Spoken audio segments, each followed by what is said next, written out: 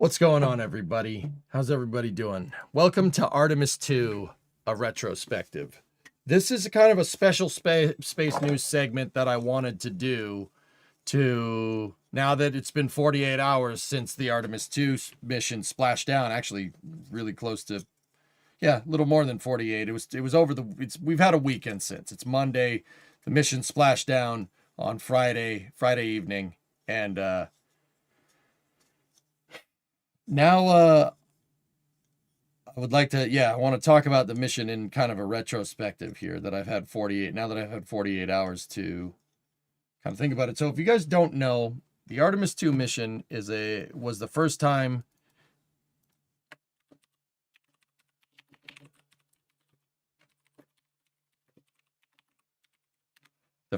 we sent people out to, NASA sent humans out to the moon in 53 years.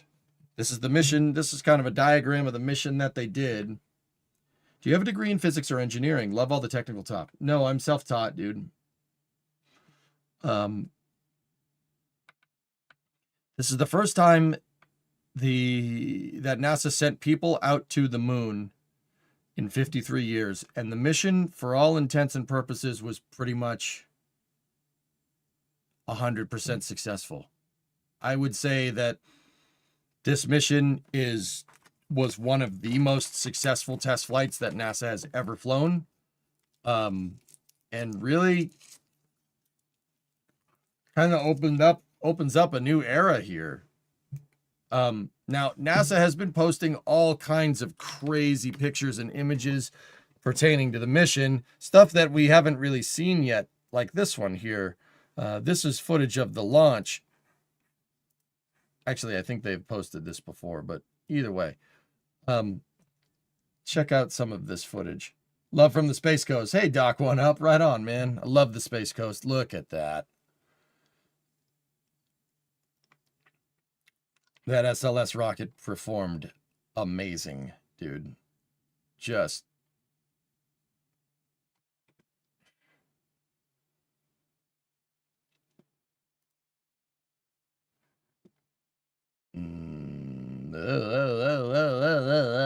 Does the SLS solid rocket booster have gimbals on the nozzles? Yes.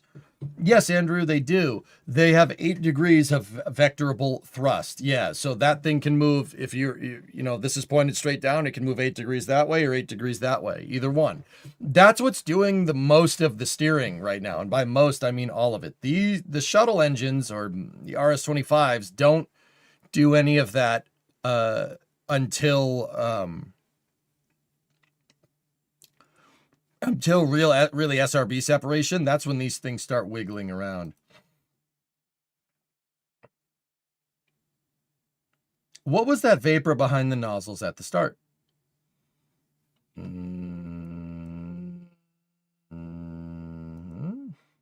do you mean?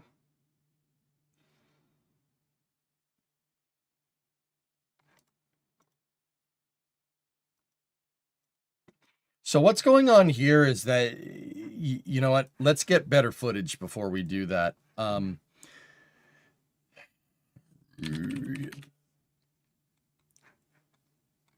Where is the IR footage?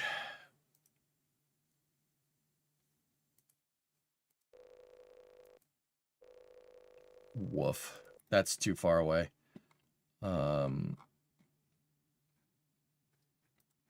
This guy?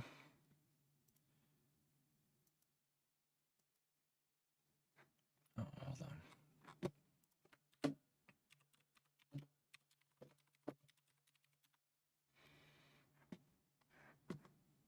Here we go. That actually queried right. So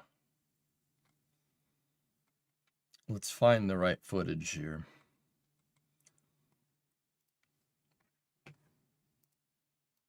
You got it, Scrappy? Yes, this is the UCS-09 footage. This is the best footage. So check this out. Let's play this. Thank you, Scrappy. So this is the footage that I think is the best footage that they have. So the shuttle engines, or the RS-25s, are right here. SRB is right here. This is looking kind of through the mobile launcher. There is the, of course, the engine start igniters right there. They're not igniting the engines to start them. They're purging hydrogen gas from when you turn the engines on, so you don't get an explosion. Yes, can you post this link in chat? Sure, man. There is no twang on this like the space shuttle. No, because there's no engines on the side.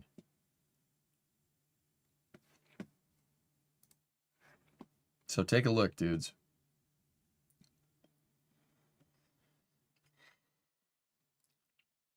So, what's going on here?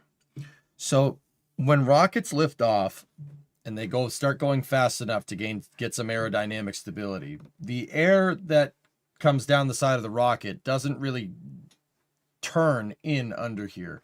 What you get is a point of aerodynamic stagnation. That aerodynamic stagnation is a low pressure area. The reason why is because the rocket engines are down here, and when the rocket engines are firing, they shoot air out so ridiculously fast that what happens is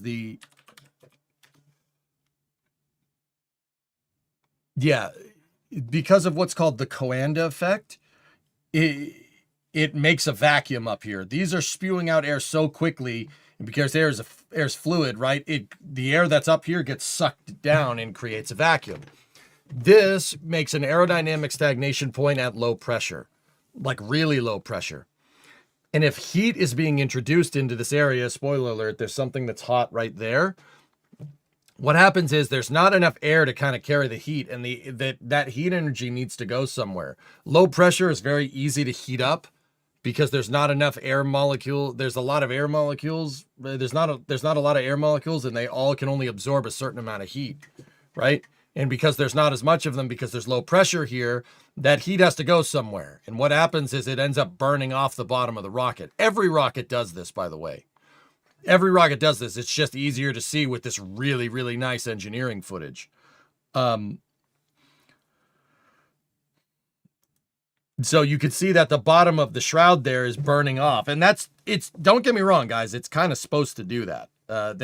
This is a known behavior with SLS. It did that during the green run test. It did that on Artemis 1. Yeah, it's pretty nuts, right?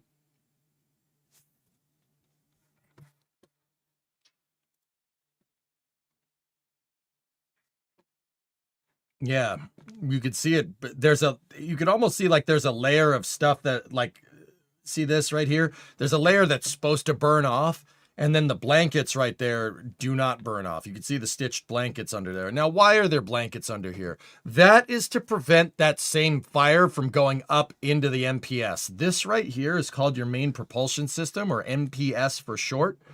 It has all the plumbing and all the turbine machinery for these rocket engines. Now, those RS-25s are utilizing what's called a fuel-rich stage combustion cycle. We know from the wet dress rehearsal test and the test going up to SLS that it uses hydrogen and oxygen. You need really fancy fuel pumps to make that all work. I could get into stage combustion cycles and stuff, dudes, but yeah, we won't get it. That's basically all the engine. The engine part of the rocket engine is in there. This is just the nozzle. The rest of it is up here. And I don't think I need to tell you that, like, there's electronics on there. There's all kinds of sensors. There's all kinds of pipes and stuff and plumbing and whatever. You don't want those on fire, right? So that's why those heat blankets are there. But how do you do that when you're able to also steer your engine? Well, that's what this heat blanket is for. That heat blanket grabs the start of the expansion on the nozzle, right? And it allows the nozzles to be able to move in different directions and not have to worry about, it's deformable. And you don't have to worry about fire getting back up in there, because fire will get up in there if you're not careful. Now, it looks like some of the shroud got stuck on one of the engines. It came off, it burned off, and it got stuck on the rim of the nozzle right there.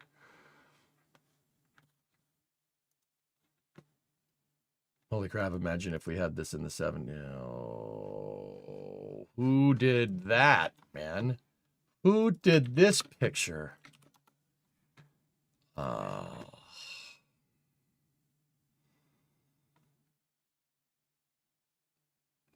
The ML's facing the wrong direction.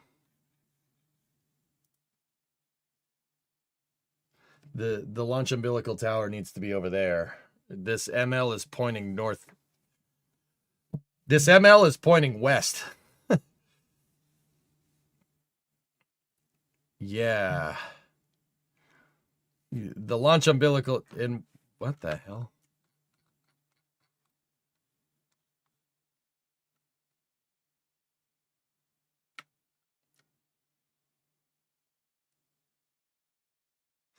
I actually don't think this is AI. I think this is just photoshopped.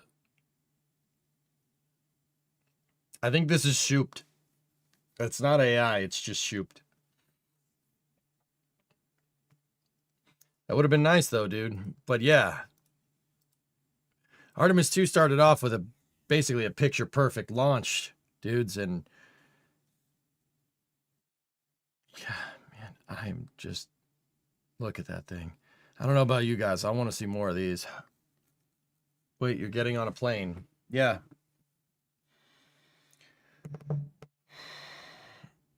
On the Saturn V, the fire from that region went up halfway up the S1C further into flight. Yep, that stagnation area gets crazier as you get higher.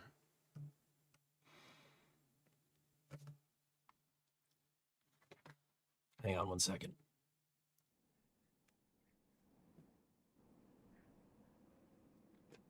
Repost. I'm guessing that effect reduces as atmospheric pressure decreases, since that low pressure region would cease to be a thing.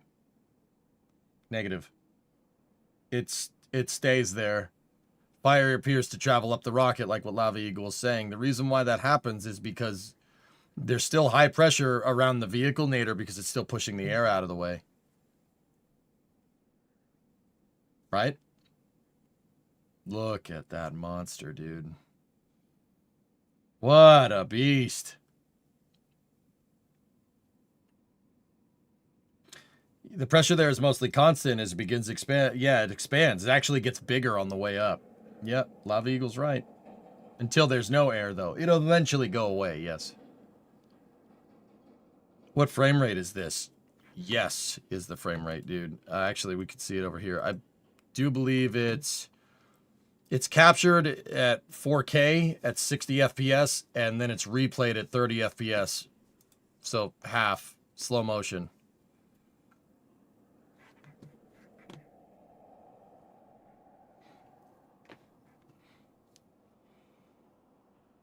Are there any designs that try to reduce the low pressure area?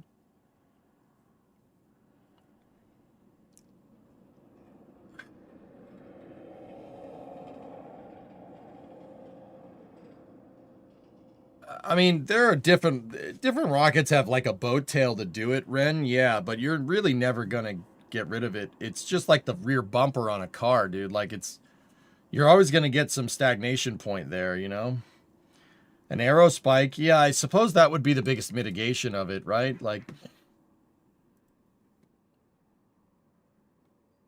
yeah, Nader, look at that picture that Lava Eagle linked up. Now, we don't see a lot of that phenomenon happening here because the SRB exhaust is expanding, but you could still see that kind of... I mean, this is more from the engine's plume intersecting with the SRBs, but... There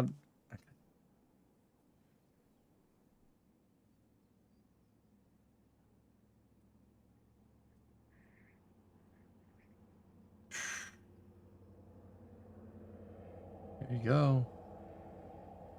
Oh, wow. That's really nice. That's a really nice... Oh my goodness, look at this freaking footage, dude.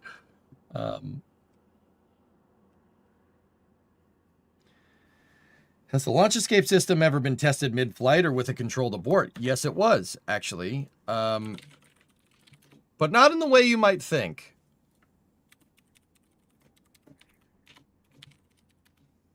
There was the AA2 mission back in... it's not populating, right?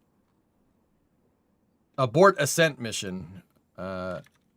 So let's not try that. Let's try NASA AA2 mission. Here. So what this mission was a launch from LC-46. It was basically a Minotaur or an ICBM first stage inside of a fairing with a dud Orion, a boilerplate, so a mass simulator, no service module, right? So this is where the SM shroud would be. There's no service module in there. There's just a structural adapter, right? But a real launch abort system. Watch. 4, 3, 2, 1, ignition. I'll talk about that in a second, Warline. Launch vehicle is carrying the AA2 launch abort system for a full express test. So let's get to the good part.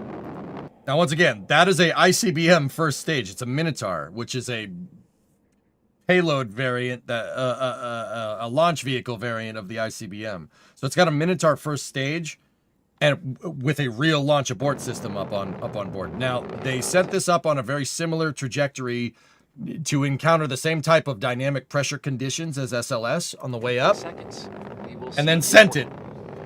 Abort initiation. Pyros 1 and 2 discharge both sides. Good chamber pressure. Good control. Now watch, how the LAS actually works is they have a modulated solid rocket booster up here that'll flip the thing over. They have RCS. There it goes. And then the LAS will fire its separator engines and it'll poop the capsule out. Yes, I use that acronym because watch here. Watch where I am right here. Ready? Watch over there. Ready? Pyros 3 and 4 discharge both sides. See? Squib power enabled. So yeah, the abort system was tested. This was in July, I think, of 2019. Yeah, it was just a little bit. So, you guys want to learn about SRB tail off. Why do they separate the SRBs while they're still firing? Well, okay. Let's go back over to the IR footage. Yeah, that is the same thing that's up at the top of this Orion, except it's carrying people on board. Now, fortunately, they didn't need to use it. At the start of the video, SLS is going straight up. In the middle of the video, it's going left to right. And at the end of the video, it's going right to left. Is there an inclination change during ascent?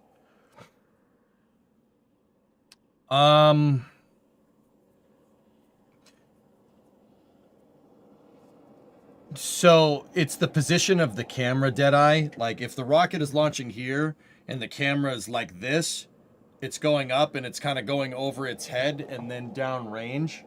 UCS09, actually, we could figure out where it is if you want. Let me look at the ML.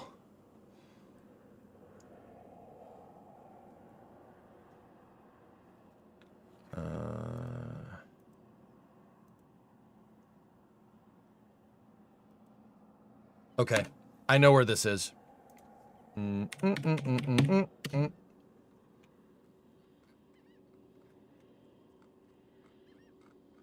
That is one of NASA's designated camera spots. So if we zoom in on 39B right here, UCS09 is over here somewhere. Give me one sec. We'll find it. I actually need to see a picture of the ML. So SLS mobile launcher. I'm pretty sure all the HVAC systems are on the SLS ML. Yeah, they're not on this side. So that means they're on the side with the slide wire baskets. Okay. So that means that camera is to the northwest of the launch of here. So it would be over here somewhere. My guess is it's right here. See this camera pit right there? That's where UCS09 is, I think. So if that's the case, SLS would have launched up this way and then turned, right? And as the camera kind of went up and turned with it, it would look like it's going left to right on the screen. But at the beginning, it looks like it's going straight up. That launch position is right, or that camera position is right here. So it's kind of like if you were the camera here, it went up, right, went above you, and then turned left to right. That's a good question. That's the camera pit right there. That's what these are. They're places to put engineering cameras. There's multiple of them. There's one over here. There's one over there. That's the one you see from the side. They use this one a lot during the shuttle program. There's camera pits down here. And then there's another set over there. That's to get all the different engineering cameras so they can image the rocket from all different positions. Have we seen the heat shield? Yes. Yeah. Give me 1 second. I gotta find it. We haven't seen like a full close picture of the heat shield, but Jared Isaacman said that they're going to release pictures as soon as possible.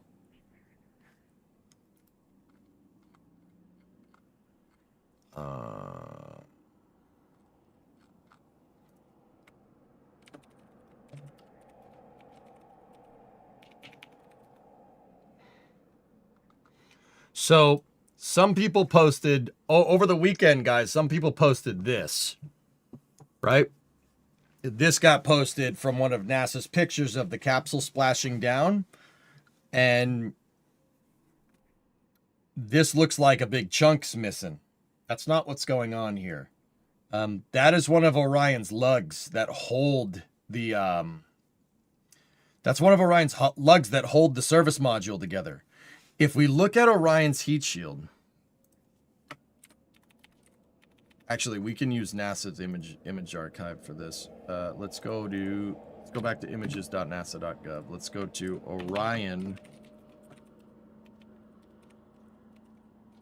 Orion heat shield.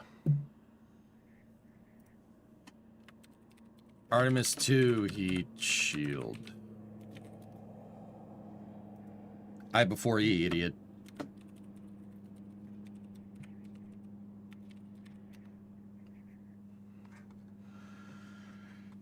See, I'm still not, my brain still isn't braining very well.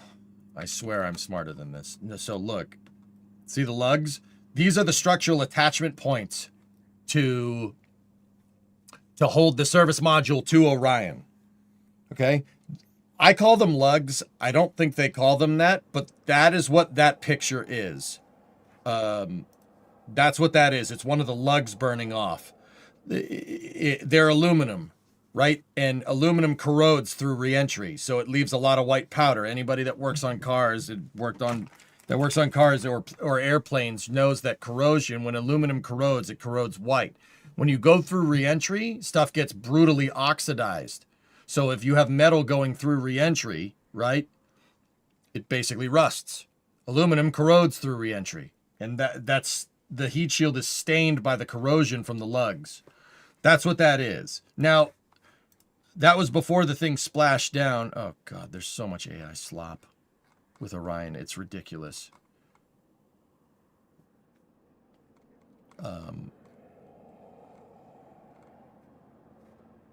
Here.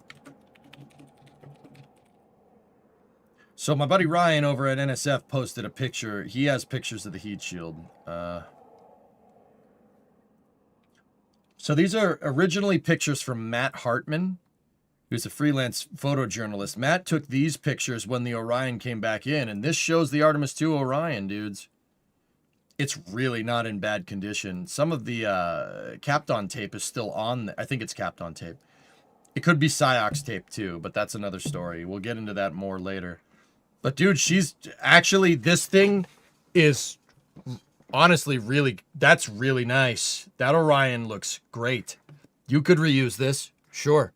Look at some of the, guys, Orion has tiles like the space shuttle, but the tiles are on the windward side, or the leeward side. They're on the back side. They're not designed to get scorched as much. The reason why these tiles look like they're scorched a lot is because they had tape over them. They had, it's not Kapton, it's Cyox tape.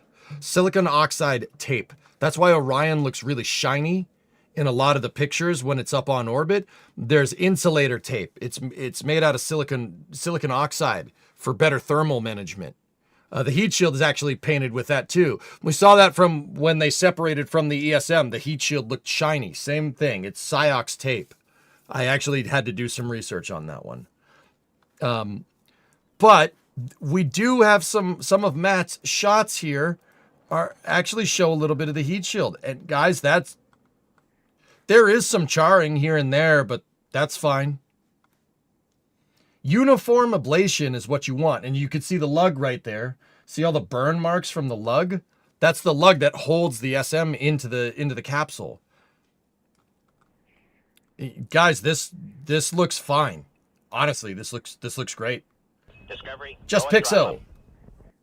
Welcome to Mission Control. You go at throttle up. This is totally all right. That heat shield is fine. You're not going to be able to reuse it because it's an ablator, but so and once again, you do get there is a little bit of charring and spalling there. It's minimal comparatively to what we saw with Artemis I.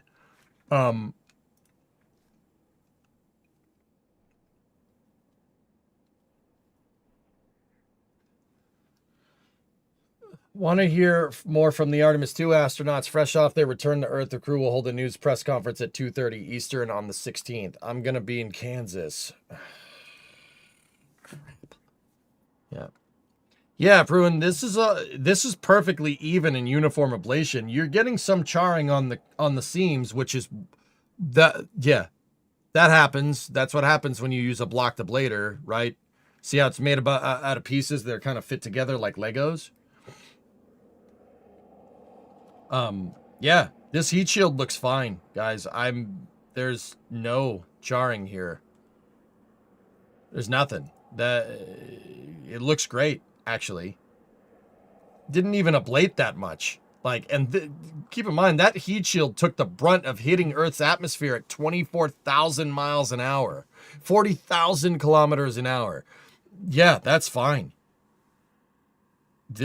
Once again, there's a little bit of charring, a little bit of spalling here and there. There's a little bit of rust because this thing was sitting in salt water for a second. But honestly, she's good, dude. Yeah, these pictures from Matt really helped me seal the deal. Like, helped me kind of understand to seal the deal. Like, look, dude, some of the Psyox tape is still on there. You've got to be kidding me. Man, did they build this thing good? Discovery, go at throttle up. It ablated 600 gigajoules of heat. Yeah, man. Is the cracking on the hatch side expected? Cracking? This stuff right here? Yeah, that's fine. That happens. Yeah, you get little bits and pieces that ablate off more than others, guys. That's normal. This thing held up excellent, dude.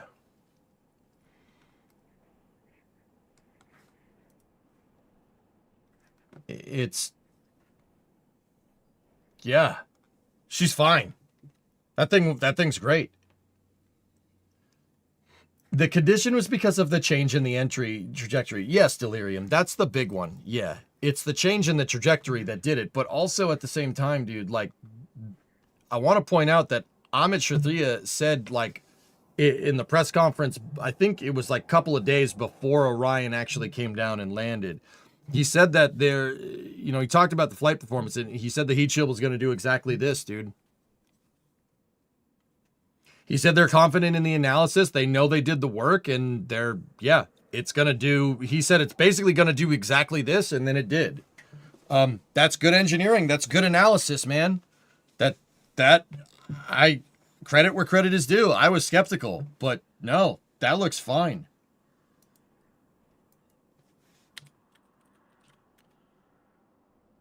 What's the exact trade-off on not doing the bounce? Okay, so Orion flew on a trajectory that did what's called a loft. All right, so when the capsule is coming in, instead of bouncing and skipping off the atmosphere and coming down, it just kind of leveled off. So it came in, right, kind of leveled off and stayed there for a second. The idea is that they didn't have the right type of permeability in their heat shield. These heat shields are very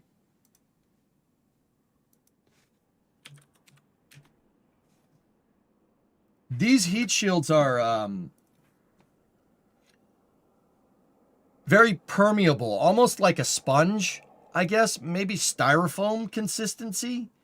maybe a little bit less than that. They allow gases to flow through them. The reason why is because you want to expose as much surface area as possible to the oncoming heat. And if you expose more surface area to the oncoming heat, the heat shield can, well, essentially tank way more heat. That's the idea. So what's happening with a skip trajectory is that gas is getting into the heat shield, right? And then what happened on Artemis 1 is that it went up in the air. It skipped off the atmosphere. And that gas got too trapped inside of the heat shield. And because when it went up into the vacuum, the gas kind of stayed in the heat shield and it kept ablating the heat shield basically from the back. Because when you're up in the vacuum, that gas isn't going to go anywhere. It's going to kind of stay stuck in the heat shield. And what it would do is keep burning the heat shield during the skip. And you'd get what's called too much gas pyrolysis, right? Happening inside of the heat shield. What that ultimately did was cause the heat shield to come apart. Like it basically came apart at the seams because it was burning the backside of the heat shield. Because that gas got all the way in from doing the skip, right? And then because Orion was just kind of skipping along, right? That gas burned the backside of the heat shield, right? And then when Orion came back in, it started burning the front side of the heat shield as well as the back side of the heat shield. There was too much gas pyrolysis going on and the heat shield started to come apart. Don't worry, like if somebody had been flying on Artemis 1, they would have been fine. But would have been fine is not good when you're doing human spaceflight. Would have been fine is bullcrap. That means you rolled the dice and you got lucky. All right? That's why I was so skeptical of Artemis 2, right? Because you don't have good data on getting this thing right. Well, man, was I wrong. And you know what, guys? I've never been happier to be wrong. That heat shield did exactly what Amit said it was going to do. It did it to a T almost. So he said that if they fly on a regime where we don't skip off the atmosphere, but kind of level off in the atmosphere and come down, a trajectory that's way similar to Apollo, you won't get that extra period of pyrolysis on the backside of the heat shield. Staying in the entry heat, it's counterintuitive, but staying in the entry heat longer actually provided less charring and spalling, less pyrolysis on the backside of the heat shield because the gases were always pushing up against the heat shield and it vented. Instead of the gases getting trapped during the skip, it stayed there and it actually pushed gas out through the heat shield and prevented less charring and spalling. He said that a couple of days before they re-entered, and it did exactly what he said. Like this, Matt Hartman was retweeted by Ryan over at NSF. Now, look at Artemis 1. See? That's what happened with Artemis 1. See how it's burnt? It looks like somebody took a pry bar and pried the back of that thing off and it came off in chunks. That is the result of the skip trajectory right there. This is Artemis 1's heat shield. Now look at Artemis 2 taken from almost the exact same angle. No charring. There's minimal amounts here on the seams, but that does happen when you're using a blocked heat shield, when you basically fit your heat shield pieces together like Legos. Dude, that is perfect. Like, that is perfect. That did exactly what NASA said it was going to do, and that's what's important. That's what's important, right? With engineering, you got to call your shots, so to speak, right? And if it does exactly what you say it's going to do, it's like if you're playing hoop and you're shooting a three and you go, this one's good, and you shoot it, boom, swish, nothing but net, right? That's good engineering. That's good analysis. That's doing your homework. Because if you truly understand what it's going to do, you should be able to say what it's going to do before it happens, like almost predicting the future. But you induce the event, so it's not really predicting the future. You get what I'm trying to say. How sure are we that the tiles are the culprit? Do we think they will go back to a monolithic? No, they're going to switch to a heat shield that has more permeability, Josh. So to do that skip trajectory, they have a permeable heat shield that allows the gas to escape during the skip, so they can do those skips. Now, why are they doing skips? The reason why they're doing skips is because they want to be able to come back from the South Pole. we want to build a base at the South Pole because that's where the water is. The water is down on the South Pole of the moon, trapped in craters that are in perpetual darkness. We know that water ice is there, and we know that we can use it. So we want to build a base there. And if you want to build a base coming back from the South Pole, you get some complications with your orbital mechanics, and Orion with that. Orion being able to fly that skip trajectory allows you to be able to come back from that weird inclination around the moon.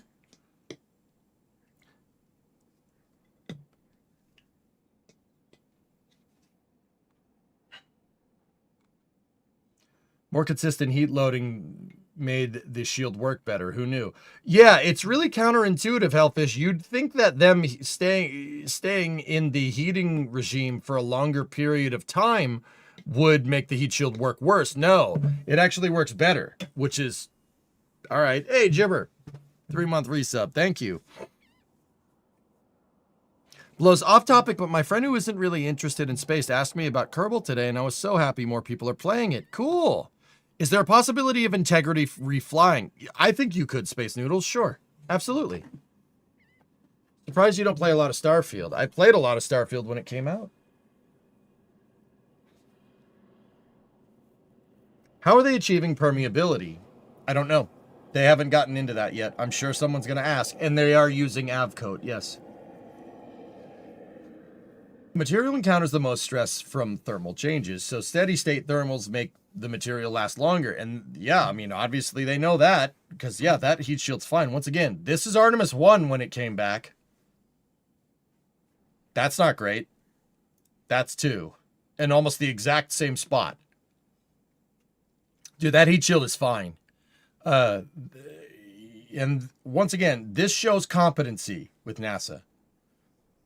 That's important to understand, that they said that this heat shield was going to do exactly this and not this. And it did it. Re-entry is a very, very difficult thing to get right. And it's one of the hardest parts of doing any spaceflight mission, guys. That's one of the most difficult by a long shot. And the fact that they were able to do analysis without flying another Orion and extrapolate the exact trajectory extrapolate the exact thermal load that would be on the heat shield from this revised trajectory that they were flying and predict the outcome with reasonable accuracy is really impressive. That's really not easy to do. That's one of the harder parts of spaceflight, and NASA nailed it. And it speaks to the competency for sure.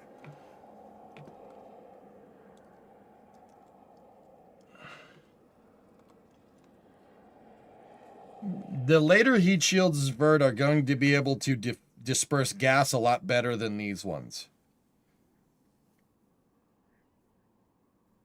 Would the skip re-entry with the skip mean more ablation on the gaps? Yeah, that's the one thing that I'm still kind of about, but honestly, after what I've seen here, I think they'll be all right. Yeah, they landed within 1 mile of the predicted landing zone. That's right.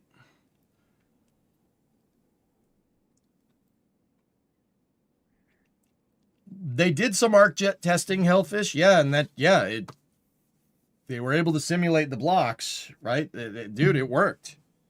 It worked great. I'll be honest with you guys. You go and watch that footage again. That scared the crap out of me. Because I wasn't sure. You know, I mean, Amit said it'd be fine, and I believe him when he says that, right? Now I really believe him when he says that, but yeah. They predict splashdown to the second. So they're predicted, the flight dynamics officer after TLI, translunar injection on flight day 3, predicted the re-entry time with a nominal delta of about 30 seconds. Actually, 20 seconds. After the translunar injection burn on flight day 3, the flight dynamics officer said that they'd be splashing down at 8:27, it was within 30 minutes. And they ended up honing that down to the second, actually, as the mission got more and more. They predicted the splashdown time within a 30-minute nominal range. They said it was going to splash down at 8:27 p.m. Eastern, 8:27 in 7 seconds. It splashed down at 8:07 in 7 seconds. They had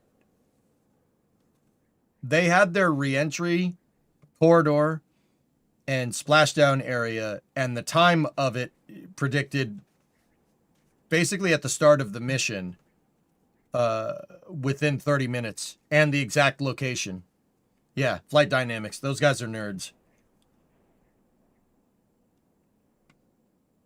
Or was it 8:07:27 or 8:27:07? Shatter, I forget, because I think their original time was 8:07. No, you're right. It was 8:07:27, and they narrowed it down to 8:07 in 7 seconds. Yeah, it wasn't 30 minutes. It was like 30 seconds. Yeah. Orbital mechanics is fairly predictable, guys.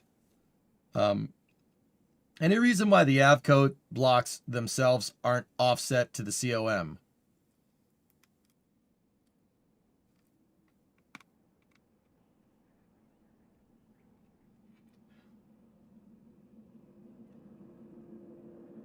I don't know.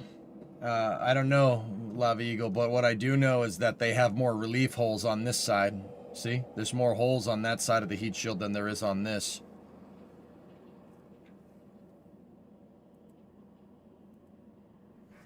Yeah, it was within 20 seconds, not minutes. I was wrong. But yeah. Sorry for off topic, but Massey's is rocking. Okay?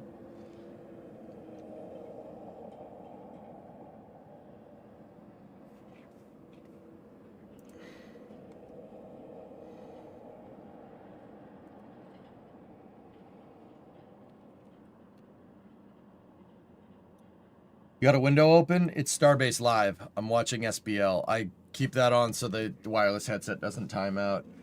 Geometry makes the construction easier. Yeah. Yeah, for the most part. The heat shield looks like a big piece of cheese. Actually, Daltonburger, the Swiss cheese would be the right way to say it. Heat shields are very porous on purpose. The reason why is so they can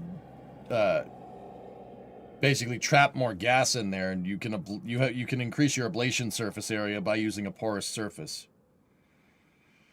Shuttle did the same thing, but with tiles, and the tiles are not designed to ablate. They're designed to just resist the heat. Tiles don't work as well when tiles will start to ablate, essentially.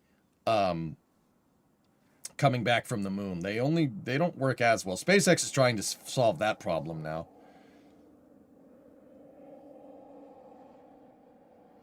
Yeah, you want to increase more surface area of the heat shield to burn off, right, Bruin? You want to increase more surface area of the heat shield to burn off, so you outgas the heat shield more and get rid of that damn heat. This is basically a giant heat sink, guys. And the more this thing burns, the more gas it puts off. When it puts off more gas, it moves the heat away from the vehicle. Yeah, but yeah, it ended up working fantastic. Oh, hello. I already have this teed up too. Just quick side note.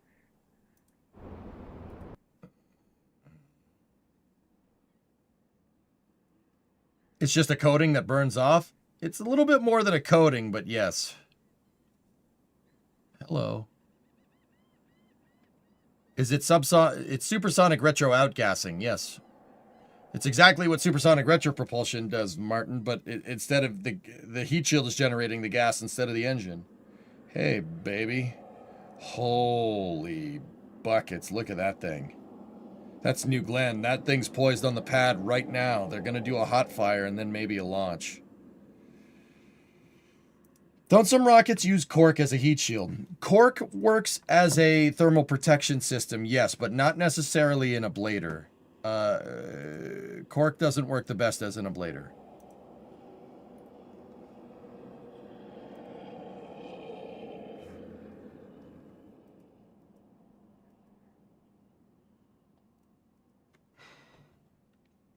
But yeah, Dudes, I just honestly can't believe we sent people to the moon. Like, again, I know the Apollo missions. We definitely went there in those.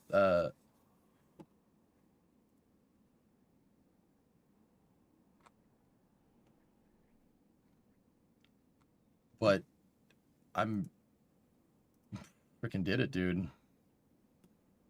We've done this mission. You know how long I've been staring at this stupid mission graphic? It's been Artemis 2 wasn't always Artemis 2. It was called EML2 or no, EM2, Exploration Mission 2 back in the day. I've been staring at these infographics for years. This infographic's got to be 10 years old. And we actually did it, and it is throwing me. It is throwing me, dude. Hey, Pat, have you recovered? No. No. Also, new Blue Moon Mark 1 renders dropped. Yeah, Blue is going crazy with stuff. Yeah, I want to talk more about Artemis 2, but yeah, Blue Moon has their Blue Moon Mark 1 lander design, and they're going to test ISRU with it, which is pretty cool. ISRU is in situ resource utilization. To build an affordable, sustainable presence on the moon, we must learn to live off the land. Air Pioneer is a scalable modular system that creates purified oxygen to reduce dependency on supplies from Earth.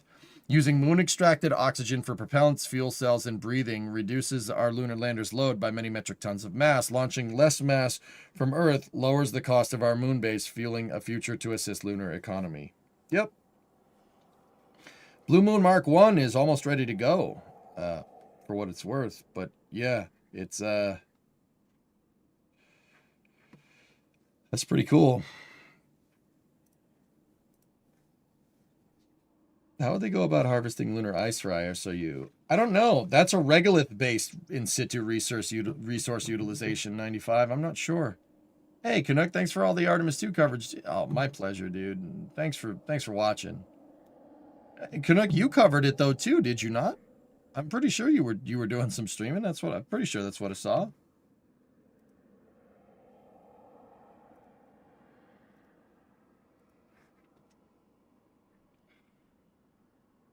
Sorry, I just wanted to watch this again. This is some of my all-time favorite footage here. Got all those oxidized metals up there. You get O2 for free when you refine your metals. Yeah, I know. That's the other thing I'm wondering. If they're extracting oxygen out of the regolith, that means they're going to get iron and nickel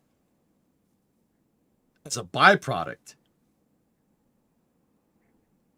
You bring up some carbon, you can make steel on the moon.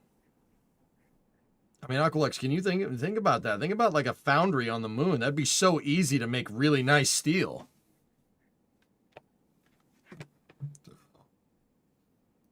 Wait a minute.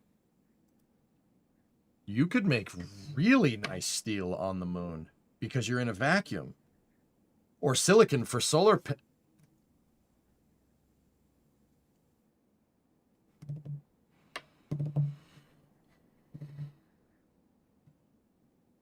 That orange soil from Apollo 17 is titanium ore.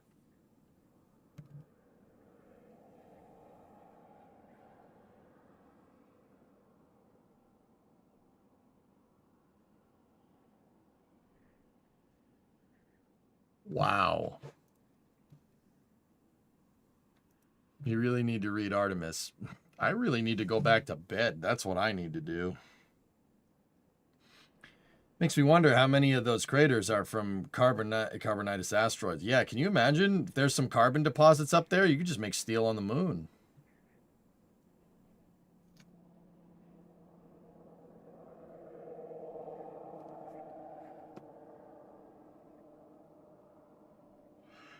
He's 10 steps ahead of me. Yeah, well, he did cover Artemis 2 for 240 hours in 1 week. That is by far and away the most I've ever worked in 1 week. Ever, period, full stop. Yeah. How about he talks to me when he covers Artemis 2, huh? How about that? Oh, wait. He won't. Gotta make the YouTube videos. Anyway. Uno Tracy, yay, 22-month resub. Thank you very much.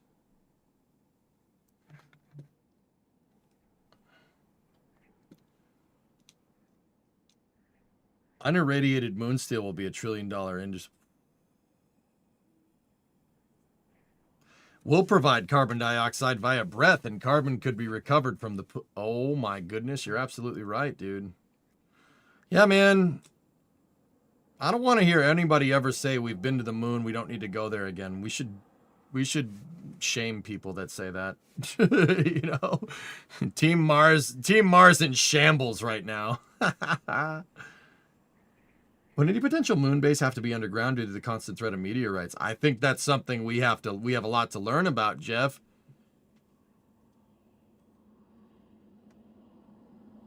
Didn't EM2 go through like 5 different planned missions? Yeah. EM2. Yeah. They shuffled it around a lot, dude. Yeah. April 2017 is the oldest I've seen for EM2. Yep.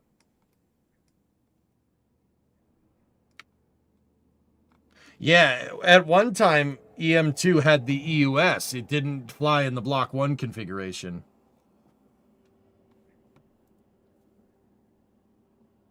Is lunar regolith good for building habitats? Yes. Dude, that's crazy. What's the likelihood of an astronaut getting hit by a micrometeorite? I mean, it's not 0, 95. I mean, that's like going outside and saying, what are the odds I get rained on? Like, it's not 0. I'm sure we'll have lunar meteorology in the future.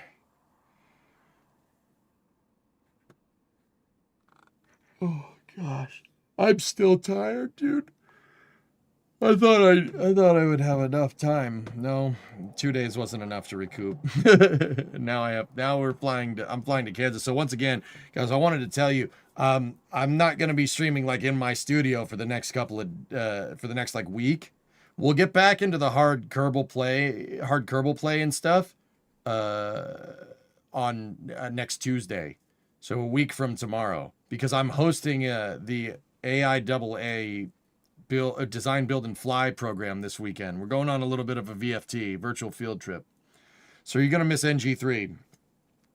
That is not what I said at all. But, you know, jump to conclusions. You should get your jump to conclusions mat out, dude. No, I'll bring my laptop with me, and we'll do like what we did when I was down at Starbase. If there's any other launches going on, we'll cover them. I actually think I covered the first New Glenn launch I covered. The first New Glenn launch I covered on location too. That's weird. Bet I get right on that, boss man. Yeah. I thought you were hosting an intergalactic kegger. But yeah, I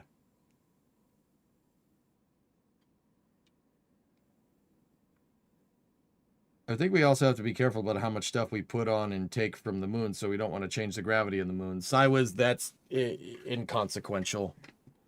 The moon is a lot bigger than you think. And honestly, even if we mined all the moon out, right, and we just built buildings on it, we wouldn't be changing it too much. And not any more screwed up than it already is. You know, if we were using it to build ships and then sent the ships somewhere else, and these ships were like Star Destroyers, like in Star Wars, then yeah, you probably would have to worry about that. We can't build something that big yet.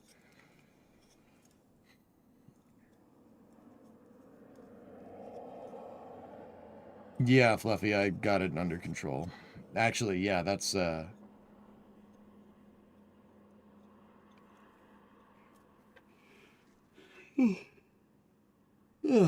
but yeah, dudes, that's I still can't believe we did this. I'm not gonna lie to you. I don't mean to keep saying it, but we sent people to the moon. Amit.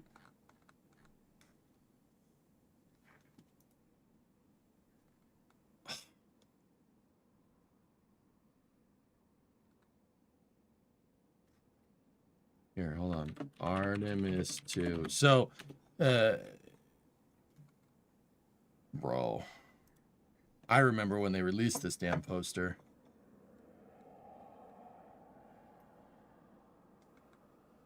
that picture goes so hard, dude. I love it. I need a poster of that. That's the mission overview. We don't need that.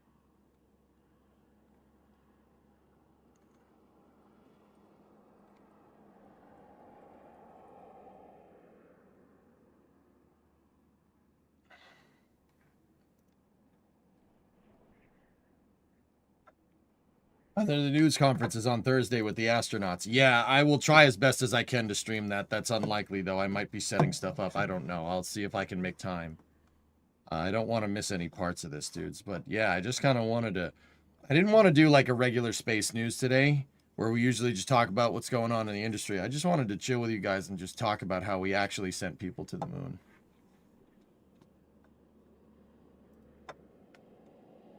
Yeah, that's pretty sick.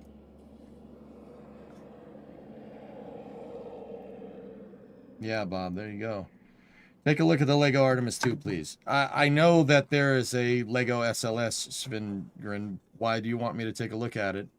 Yeah, I know. I know that, dude. That's cool.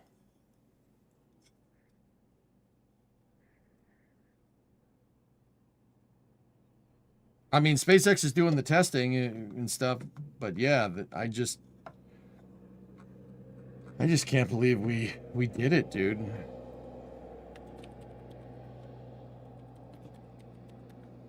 You know, I thought I would have my thoughts collected, but I don't.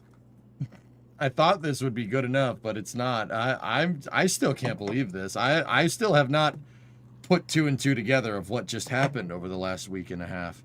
I'm usually better at this, and I'm usually more articulate with my words, but...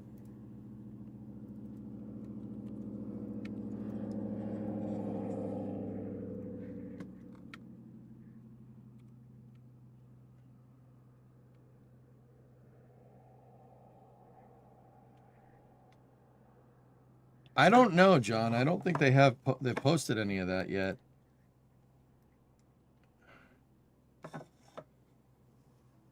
You also got short-circuited today with the surprise. Yeah, that is making stuff impossibly hard to focus on, dudes.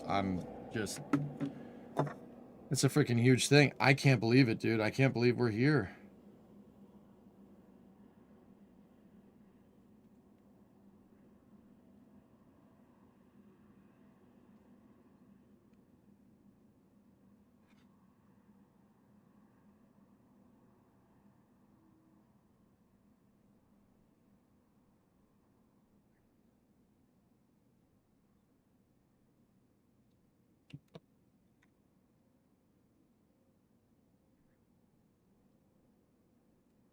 The moon looks like cheese. What cheese do you know that is gray?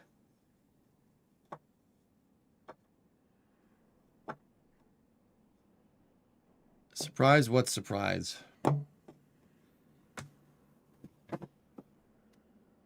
This. Which, as I recall, has your freaking name on it. It does. For the shop lift system? What's that about? Dick? It's from Munda Cheese. Yeah.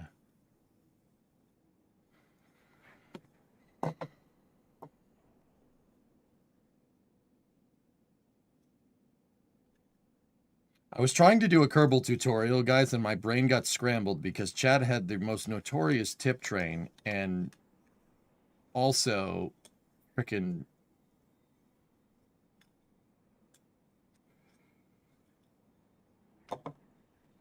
I don't even want to talk about it, dude. It's just... You deny any knowledge. Yeah, but your name's on the receipt, pal.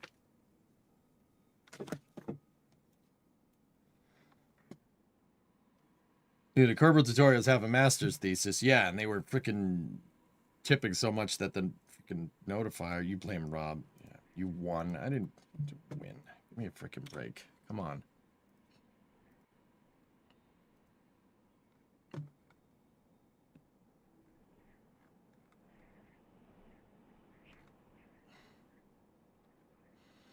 Yeah, we'll get more footage from Artemis. Oh, man.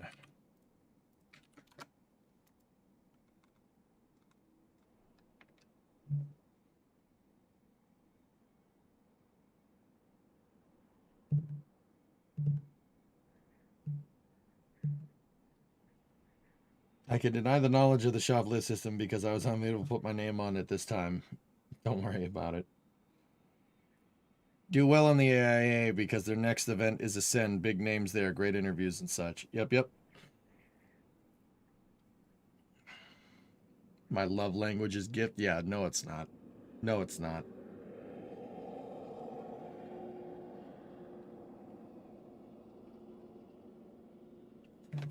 Leave that.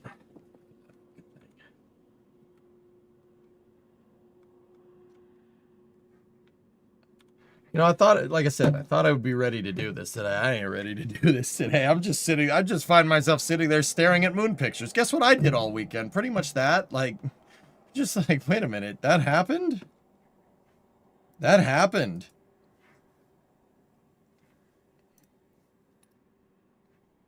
Chat, please refrain from using my name and love language in the same sentence.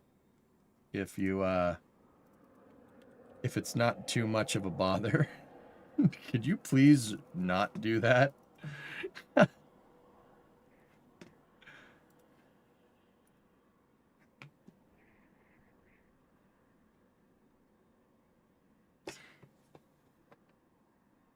Can we refrain? This is my favorite one. That's my favorite picture from the entire mission.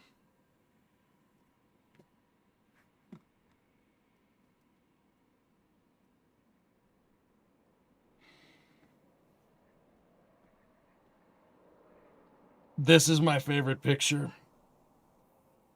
The moon is transiting in front of the sun. And in this one picture, you can see the moon, you could see the corona from the sun, and then you could see Saturn, Neptune, Mars, and Mercury.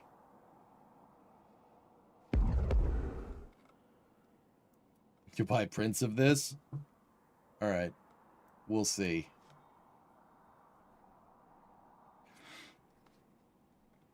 Yeah, this is the moon. I don't know if you could tell. That is my ultimate favorite picture from this mission. It is absolutely insane. What is SLS? The rocket that NASA launches. This thing, the orange rocket.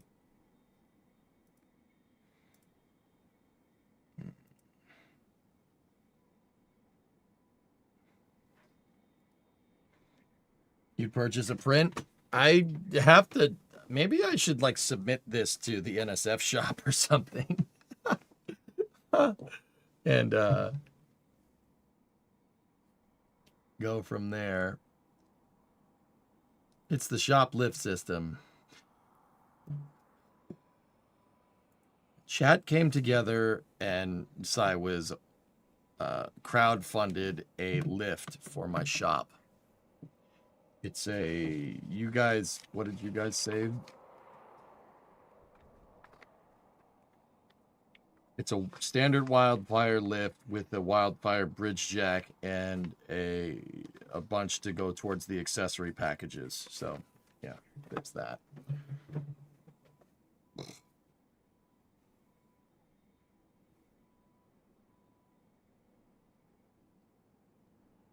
Your spirits don't sound lifted. I don't have, that's too much. I firmly believe that that's way too much. I don't deserve that much. But, you know, bro, stop. Shut up, man. Shut up, man. I'm not good at accepting a gift, all right? Like, I'm terrible at it. I'm awful at this. Like, I cannot win with grace here. That's not how this rolls. Like, what do you got here?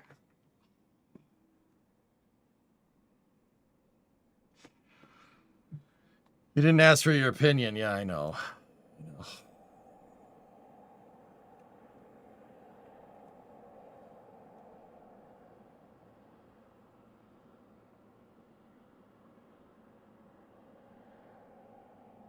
By the time you got yourself a living. I have to admit, I feel kind of low after this mission was over the next day. The absence was noticeable and missed. I know what you mean, Nick Pa. Yeah, I get it. But also, dude, Artemis 2 is just Artemis 3 is just around the corner, man. You guys. Okay. Let's think about this for a second. The first SLS stack took them a little while to make. They launched Artemis 1, right? That was 2022. What is it? November of 2022. Now this one, I firmly believe that this stack could have been ready way earlier. I really think so. They took their time making this. It didn't take 3 years to stack another one of these bad boys. Okay? In fact, I'll bet you that if they have all the parts for this next Artemis mission, that they could probably, well, at the very least, you're going to need the 5-segment boosters and you're going to need the core stage, right? You're going to need all that. And dude, they're rolling out the core stage from Michoud for final joining in the VAB for stacking. Guys, I think that I think that internally they're targeting spring of next year. So a year from now. That's nothing. So we'll get another one sooner rather than later. And then after that, they're targeting 2 in 2028. Do you think we'll ever see a new VAB? SpaceX is building one right now, Sydney. Guys, spring of 2027. Yeah, I have no doubts that they could do that. If all the parts are there, they can get it done. A lot has to go right for the landers to be ready. Yeah. The landers are the biggest lead items. Yep. I bet they'll have it stacked by the end of the year, Fluffy. Yeah. That's like 200 Starlink launches away. Yeah.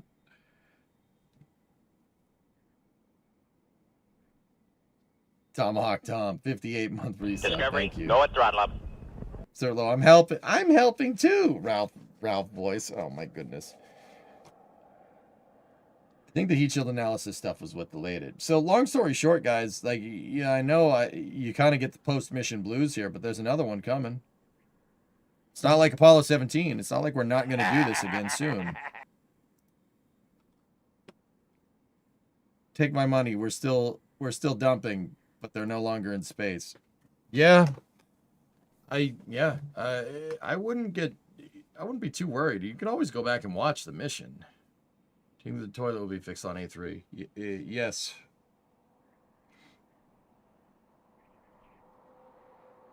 This is just the first of more missions, dudes.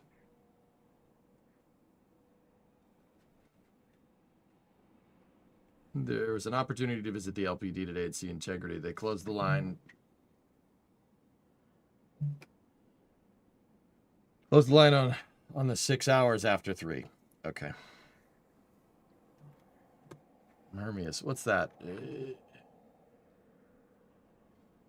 Quarter horse Mark 2.1 has received authorization from the FAA to exceed Mach 1 speeds. Cool. That's neat. Starship launch is going to be kicking off too. Yeah. Discovery, go at throttle up.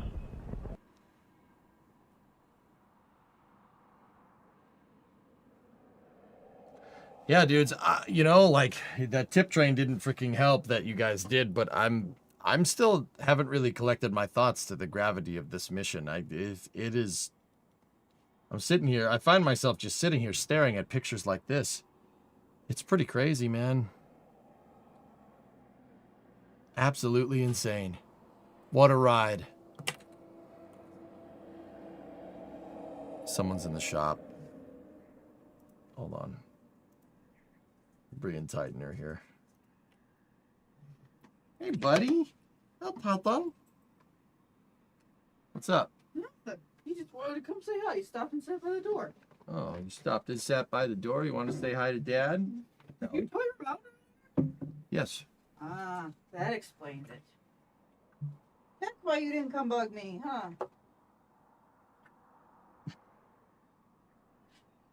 you looking for the pizza over there? Yeah. Oh, you have trash over there. Yeah, I know. I still gotta pick up around here. Oh, papas. Can you come on up here? Can you come up here? Come on up here.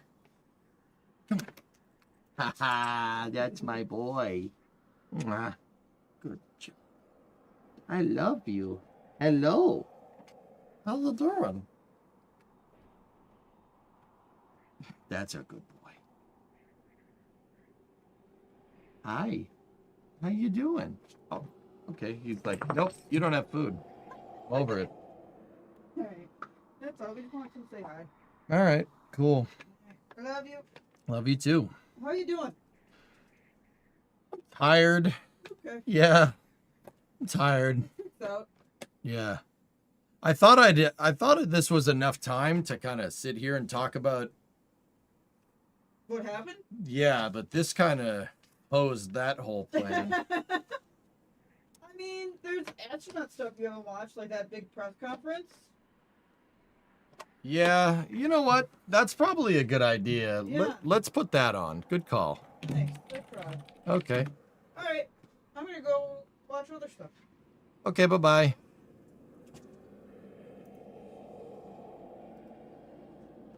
So did we get... Yeah, the Artemis II crews returned to Houston. I actually want to see this, so let's I got bits and pieces of it, but let's watch this.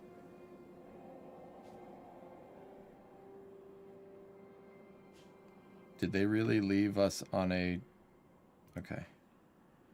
Did they intro the stream for 35 minutes? Yeah. Artemis II, let's go. All right, let's see what we got. This was such a good event. I haven't seen it in its entirety yet, dude, so... I guess for continuity... Oh my gosh. Amazing right uphill. We have good separation, good motion. Houston is go for TLI. We have the start of the translunar injection burn that will send the crew around the moon, the first humans to do so in over 50 years. You can see the entire globe from pole to pole. It was the most spectacular moment. As of 30 seconds ago, you are now closer to the moon than you are to us on Earth. All right, let me just balance the audio out. Good morning, integrity, and good morning, moon.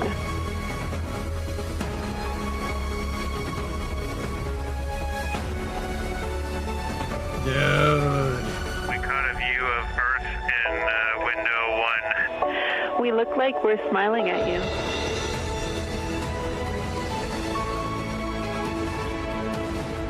See, that's the Psyox tape right there.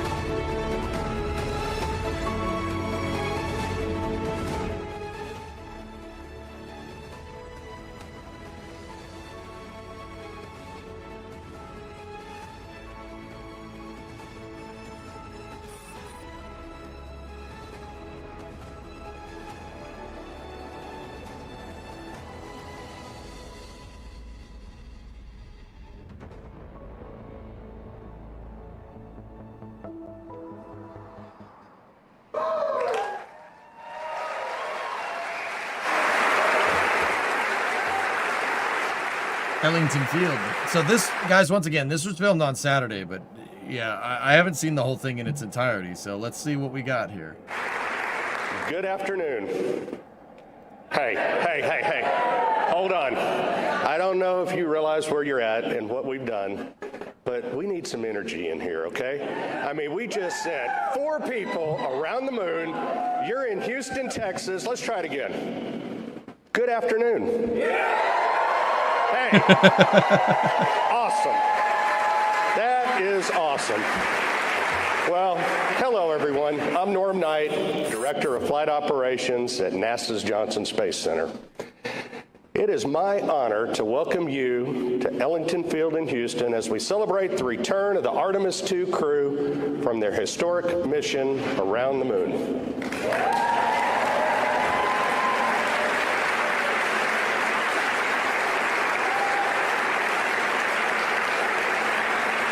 This afternoon, we're not only celebrating their safe homecoming, we're recognizing a milestone in spaceflight history that advances America's bold return to deep space, this time to stay.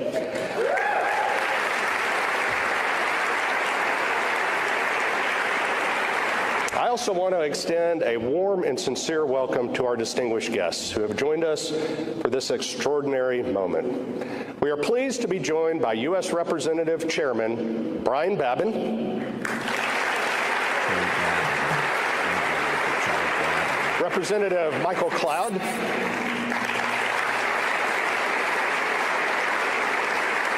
and Chairman Greg Bonin. We're also glad to be joined by the staff of Senator Ted Cruz's office. Cheers. And of course, to our NASA leadership and our partners across government, industry, and abroad. We can't do this alone. Most importantly, a warm welcome to the families of our crew.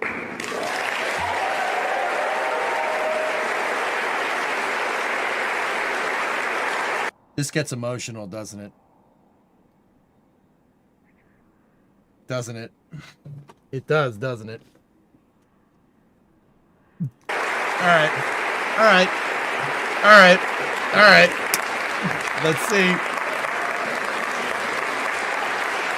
Okay.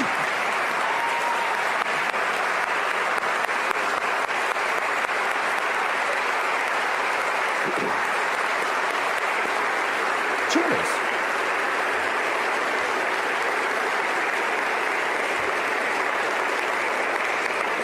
Their steadfast support, resilience, and love are the quiet force that power every mission we fly. And joining us, everyone joining us on NASA Plus and watching from around the world, thank you for following this mission and for standing with us in this defining moment for human spaceflight. Just 10 days ago, 4 extraordinary explorers, Reed, Victor, Christina, and Jeremy, launched aboard NASA's Space Launch System in the Orion spacecraft named Integrity on the first crewed Artemis mission, embarking on humanity's first journey beyond Earth's orbit in more than half a century. Last night, they returned to Earth with a safe splashdown in the Pacific Ocean. Today at Ellington Field, we welcome them home to Houston, Texas. With their safe return to their families, the Artemis II mission is now complete. Now,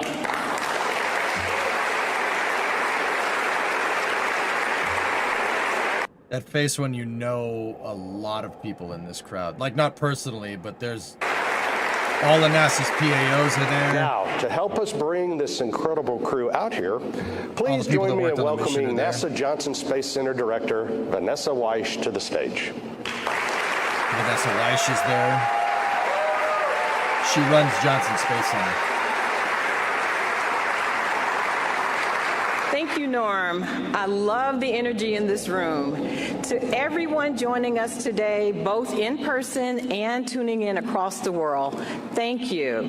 This is an extraordinary day, and it's your continued support that enables us to keep making giant leaps together. As Norm mentioned, just last night, Reed, Victor, Christina, and Jeremy splashed down off the coast of San Diego, concluding an unforgettable 10-day mission to the moon. Together, the crew and Integrity traveled over 680,000 miles in total, journeying around the far side of the moon and return home safely. Isn't that what Norm just said?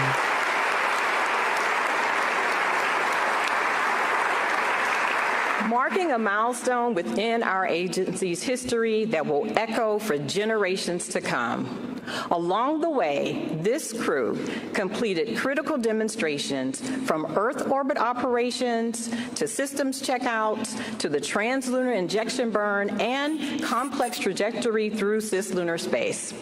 For the very first time, Orion's life support systems were tested with astronauts on board, an essential mission milestone for deep space when we go there, further and further ahead. Beyond the data and demonstrations, this mission gave us something bigger, a powerful reminder of why we dare to explore. Ship 39 has During frost. a ship-to-ship call with the International Space Station, the crew shared a reflection that resonated around the world.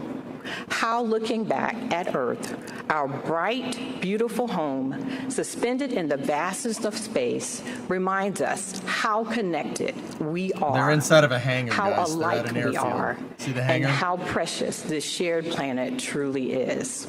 Millions globally felt that connection throughout this mission.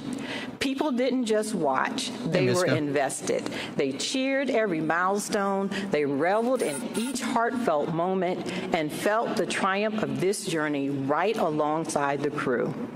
The excitement, the pride, the unmistakable moon joy, it is everywhere. And a new generation witnessed, if you can dream it, you can be it. And it will lead to countless students to become the next scientists, engineers, inventors, mathematicians, and astronauts, who will dare to forge new frontiers in space and push the boundaries of what's possible for the benefit of all. Artemis II was designed to test, to learn, and to prepare, and it did exactly that. Its success is a testament to the dedication of thousands of people across the agency and the world who worked This is not tirelessly live. with excellence. Shaw, this was on Saturday. I was away on Saturday. I just wanted to see it. I haven't seen it all abridged yet, so I've only seen bits and pieces. Supporting So the I thought, crew through you know, every for VOD phase continuity, of it'd be good to training and watch. execution.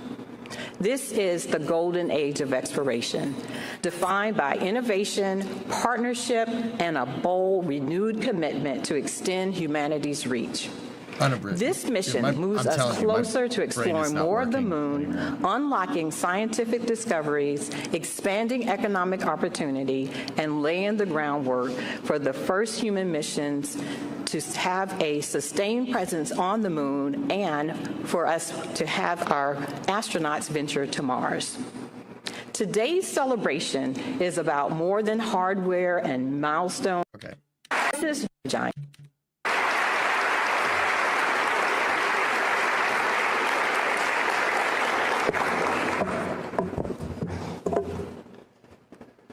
Well, good afternoon, and welcome home, Artemis II. Well, Ship 39's getting frosty. I see it, dudes. I see it. I'd like to begin by thanking President Donald Trump and our partners in Congress for giving us the mandate and the resources to make this mission and many others to come possible. I also want to acknowledge the contributions of the entire NASA workforce, our international. So once again, dudes, this is a replay. I have Ship 39 up there, up on Starbase Live. If it does something, I'll show you. I'm watching it. But I want to see Partners at the this European too. Space Agency and the Canadian Space Agency, and especially the American taxpayers. There is no doubt there is a price to pay when it comes to exploring the cosmos, but there is also a return in the jobs it creates, the technologies that improve life here on Earth, and the inspiration it sparks in all those who choose to follow. And to people all around the world who look up and dream about what is possible, the long wait is over. After a brief 53-year intermission, the show goes on, and NASA is back in the business of sending astronauts to the moon and bringing them home safely. Oh, I'm monitoring. Don't you worry. This is why it is now my great privilege to welcome to the stage Commander Reed Wiseman, Pilot Victor Glover, Mission Specialist Christina Koch, and Mission Specialist Jeremy Hansen. Ladies and gentlemen, your Artemis II crew.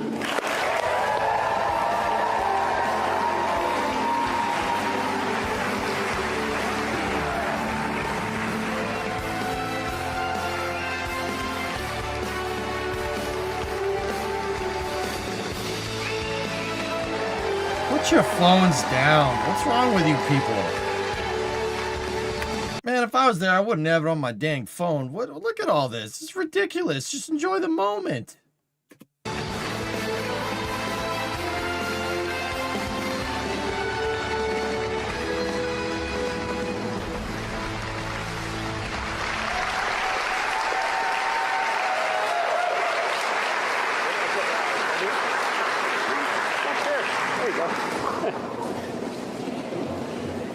Hey, Rise is there too.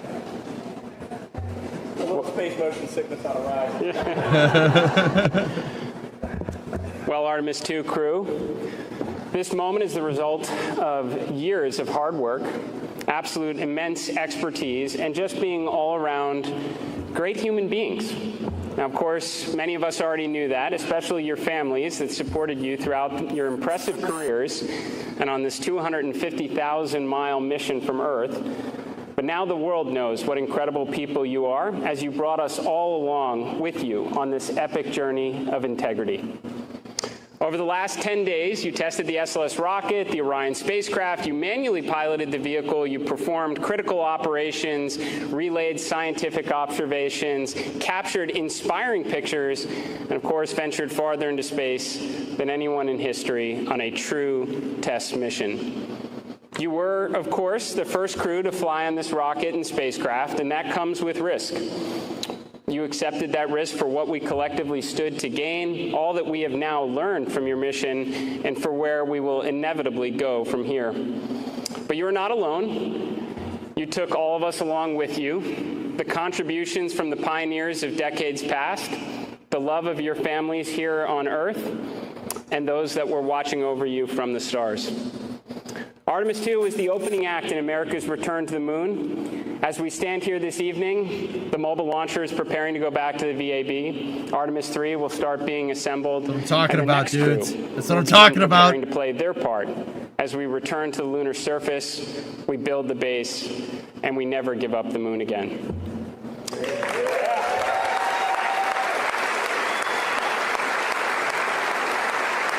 Look at all them astronauts.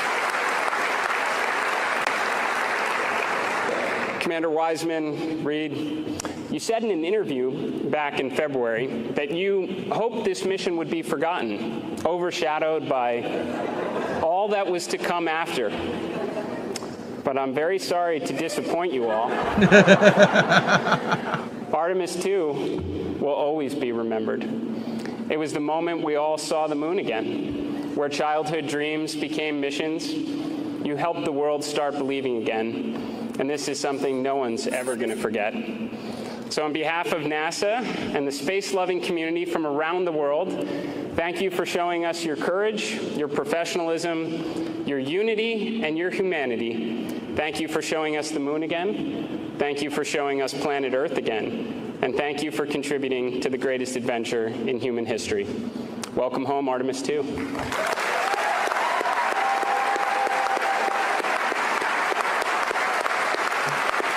So this was on Saturday, guys. I figured I was inoperable on Saturday, so I only seen bits and pieces, but I figured you guys, it would be good to get on a VOD here, because I haven't seen the whole thing.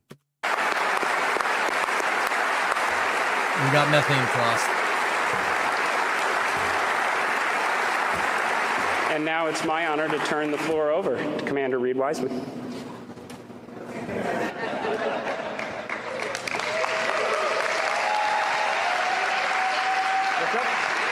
Yeah, let's sing.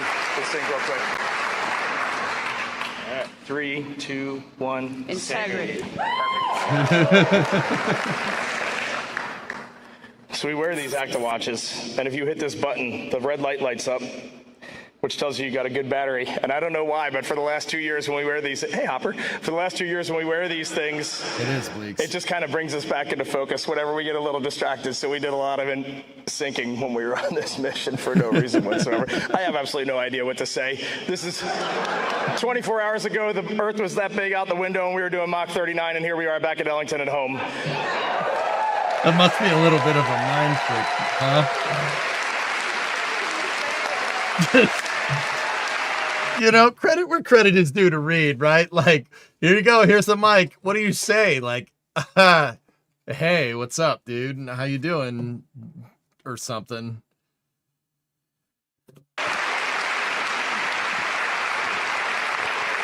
Every one of us are just going to give a couple words, but I get the mic first, so I'm going to start. Victor, Christina, and Jeremy, we are bonded forever. And no one down here is ever going to know what the four of us just went through.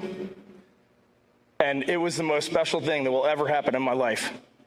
And our families are over here, and with the exception of Dot, Susie, and Jeannie, who are in the audience, but I don't know where they are. But Dot, I'm going to hit McDonald's later today in honor of your husband.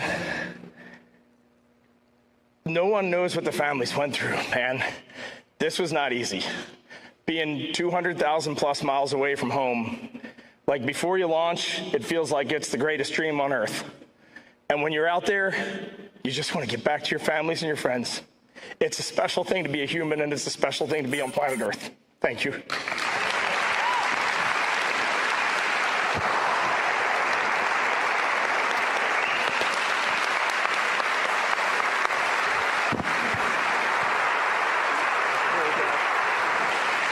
I love this.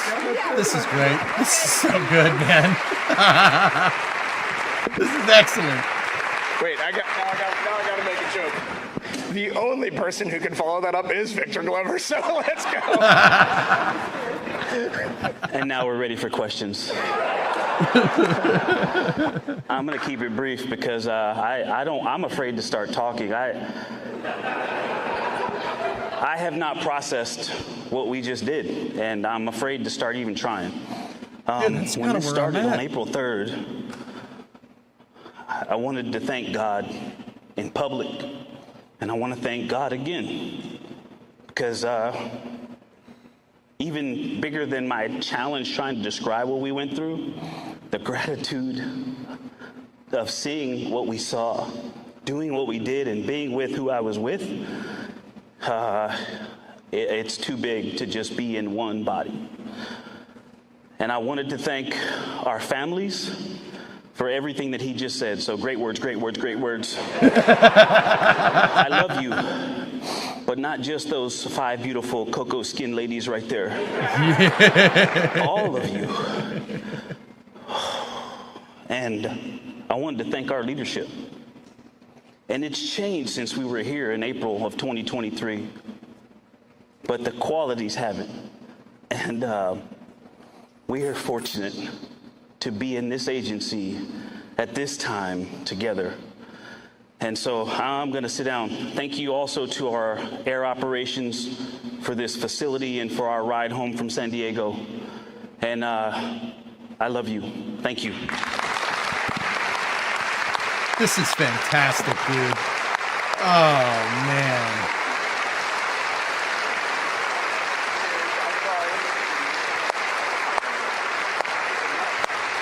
Yeah, Janoti, he knows, Vic knows, he knows what's good, dude. What a great way to say that.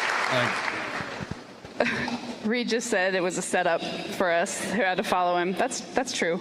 I couldn't sleep this morning, so I did write some words down in my mind, and I'm going to try and share them with you today.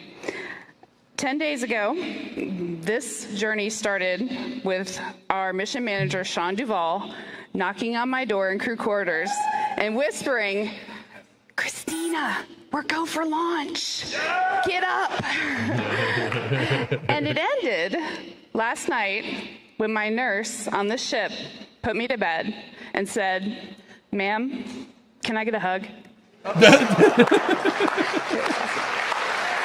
So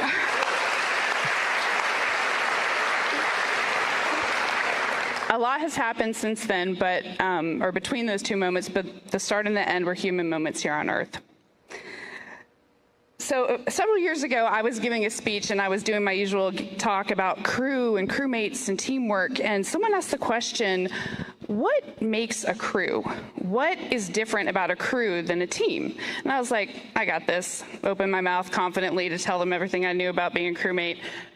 And everything that came out of my mouth was completely without value. I was like, yeah, crews, they're in space, and they work together, but they eat together too. So, they're a crew. And boats have crews. You're a crew if you're on a boat. Helps if you have a paddle. That'll be good. That'll make you a crew. But the last 10 days, I've gotten a little bit of a better answer on that question. A crew is people, or, a group that is in it all the time, no matter what, that is stroking together every minute with the same purpose, that is willing to sacrifice silently for each other, that gives grace, that holds accountable. A crew has the same cares and the same needs, and a crew is inescapably, beautifully, dutifully linked. So when we saw Tiny Earth, people asked our crew what impressions we had. And honestly, what struck me wasn't necessarily just Earth, it was all the blackness around it. Earth was just this lifeboat hanging undisturbingly in the universe.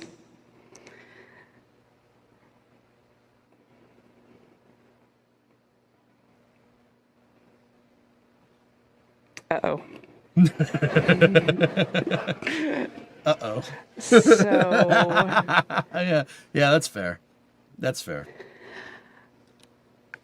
I may have not learned, I know I haven't learned, everything that this journey has yet to teach me. But there's one new thing I know, and that is, planet Earth, you are a crew. Yeah. Thank you.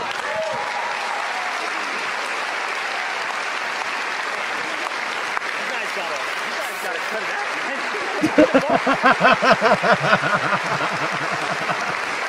You gotta cut it out, man. This is awesome. that was so good, man. So good. Well, it's been a lot. This isn't helping. But this is the furthest I've been away from Reed in a long time. Thank you. All right. That's good. Thank you.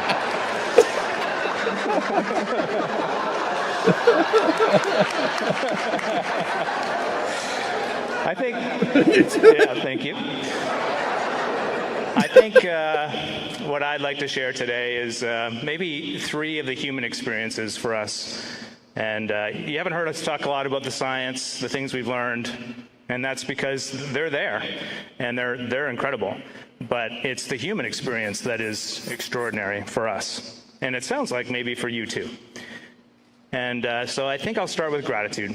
Gratitude for my family, gratitude for NASA, for its leadership, gratitude for Canadian Space Agency, gratitude pour les Canadiens et les Canadiennes, et j'ai hâte de pouvoir revenir avec Reed, Christina, Victor au Canada. Yeah. Gratitude for the bravery and the courage for the teams to be no-go when we were no-go and go when we were go. That took a lot. And I don't think people will really ever fully comprehend how well supported and trained we were. It is almost unbelievable.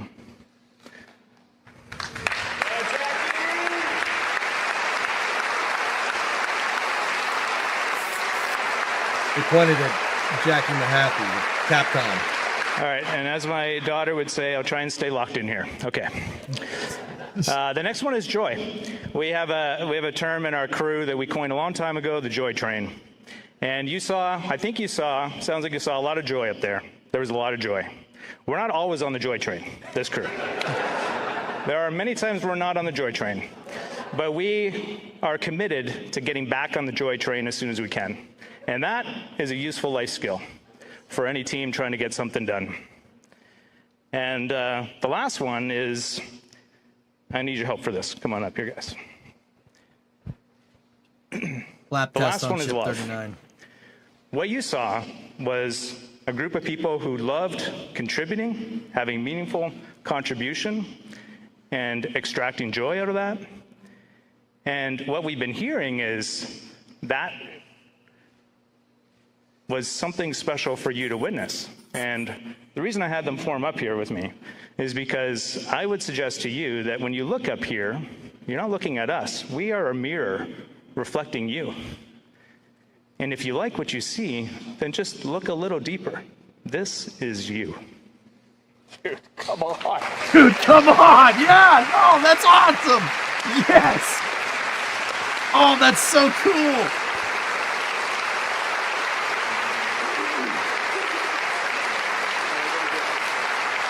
That's right.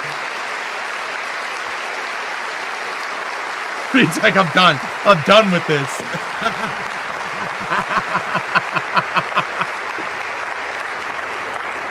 That's cool, man. Wow. Thank you, Reed, Victor, Christina, Right, and Flip? Jeremy, Aren't they cool, for your man? leadership, your integrity, for representing the very best of human exploration. You are the tip of the spear representing all of the ground teams working along your side to make this mission a success. And by the way, welcome home. Yeah, baby. Oh, that was a... Yo, hold up. Hold up.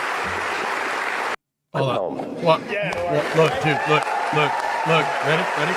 Boom! Oh! Yes! That was a sweet high committed to five. working with international partners to successfully accomplish our missions. The U.S.-Canada Cooperation for Artemis II marks a historic partnership with Canadian astronaut Jeremy Hansen becoming the first non-American to fly around the moon. And now,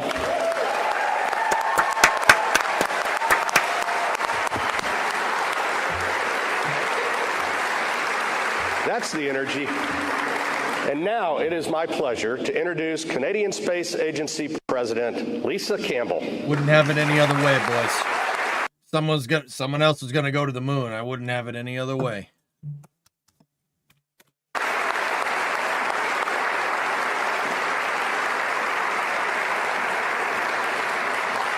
I know it's not protocol, but come on. Yeah, right.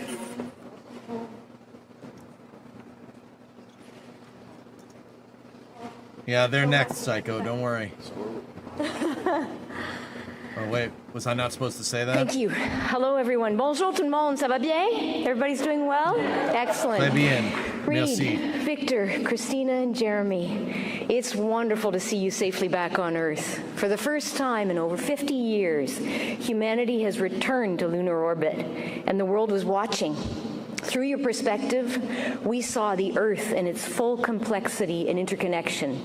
And through your dedication, our greatest strengths, ambition, collaboration, ingenuity, took flight once again, bringing humankind further than before. Jeremy, with you representing us on board, and Canadian Space Agency astronaut Jenny Gibbons. Dr. Gibbons, right over there.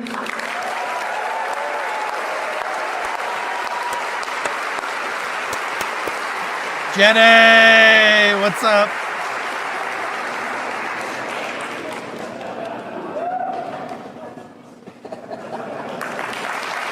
Jenny was the backup crew and capsule communicator for this mission.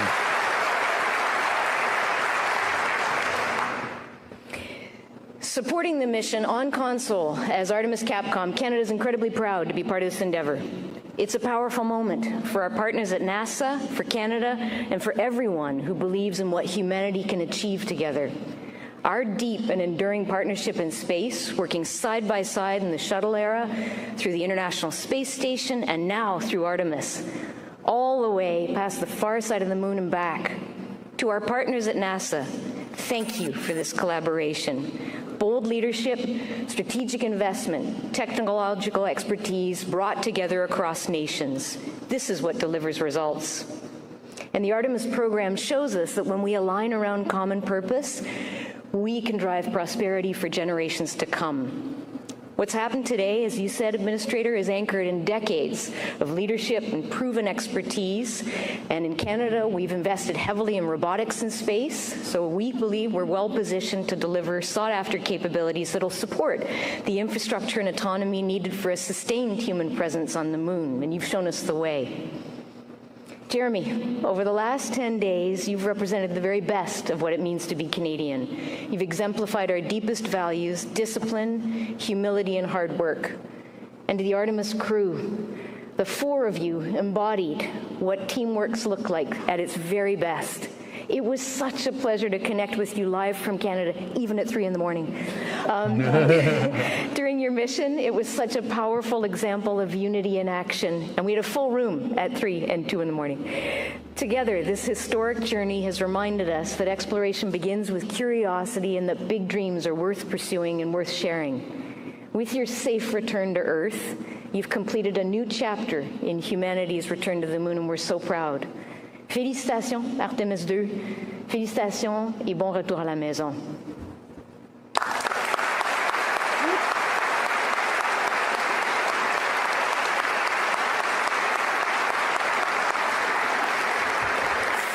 All right, guys, I got ship 39.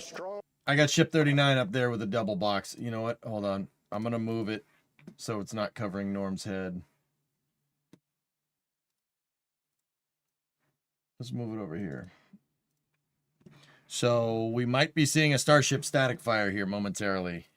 Bipartisan congressional support for the United States space program, and we're honored to be joined by members of Congress here with us today. Please join me in welcoming U.S. Representative Chairman Brian Babin to the stage.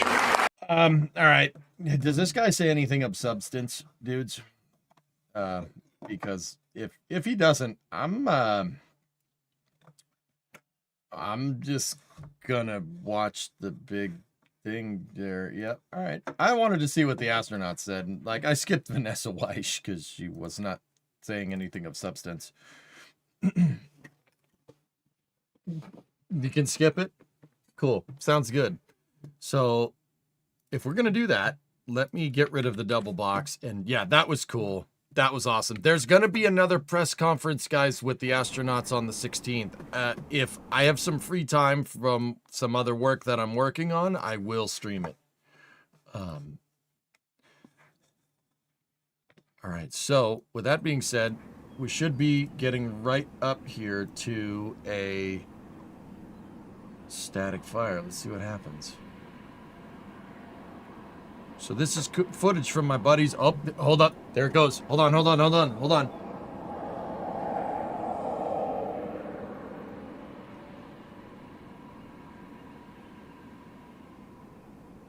It's coming from my buddies over at NSF here. They are doing coverage over on their end. I just wanted to pop in and take a look. There's so much good stuff, Coltec, yeah. Well, they did an igniter test yesterday, I guess, Doom, so we might see the real deal today. It kind of depends. How much Delta V can you get from a congressman blowing hot air? Oh, dude, we could get to the moon and back. SLS is the example of that. That got real. That got too real too fast, man. Damn.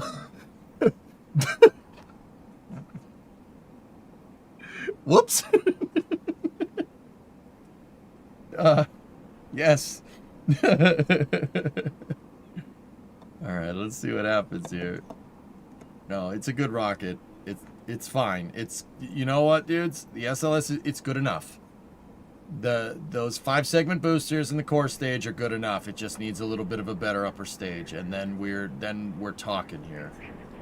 Wouldn't there be questions after? That YouTube video was winding down. So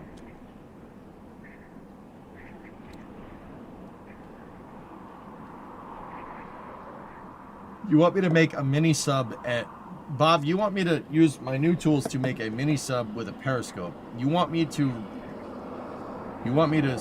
drive a submarine on the US-Mexican border.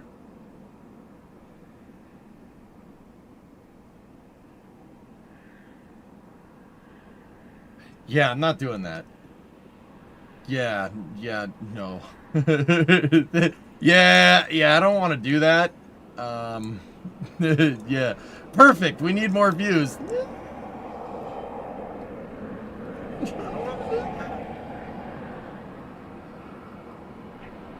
Yeah, I don't think that's a good idea.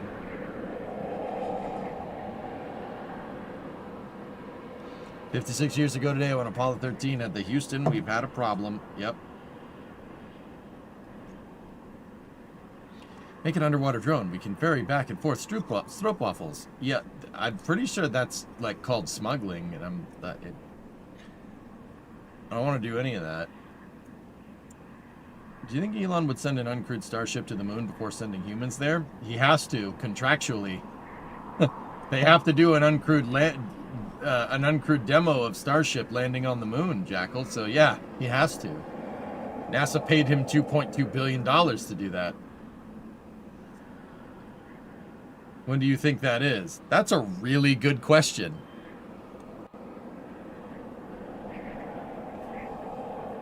Oh, all right, Joshua. Yeah, cool.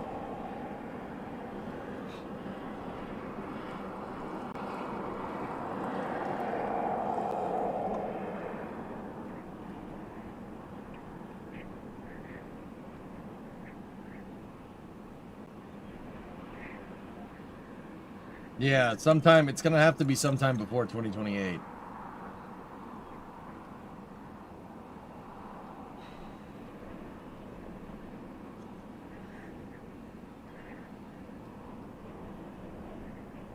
Yeah, this camera's from Rocket Ranch, dude. Just trying to see. Oh, what do we got over there? What do we got right here? Let's see. We're kind of hoping there's going to be an engine test, Esamir. Yeah. Oh, what's going on over there?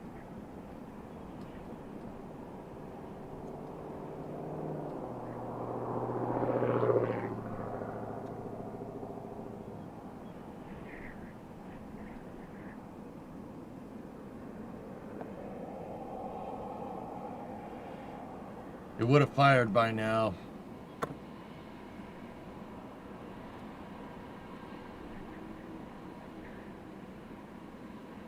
Yeah, that got boarded.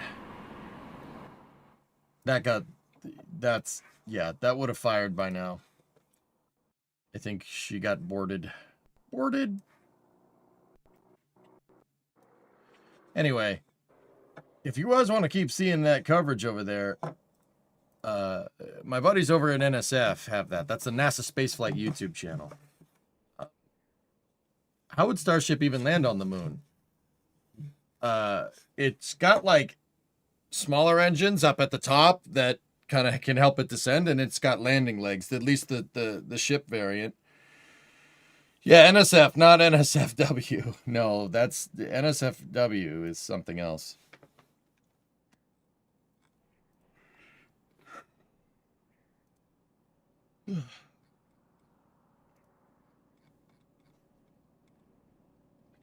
So guys, to be 100% honest with you, I gotta go get ready.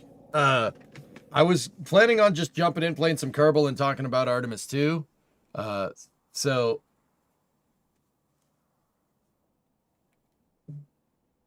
the wizard. To be honest, since Starship HLS doesn't need to return, I feel like the lunar test flight could be as soon as Flight 15. Yeah, maybe. NASA space flight watchers. So here's the thing. I'm still not good. I'm trying to like do math on stream and stuff and trying to explain things, and I'm not using the right terms because my brain is still paced from doing that stream. So here's what's going to happen. I'm not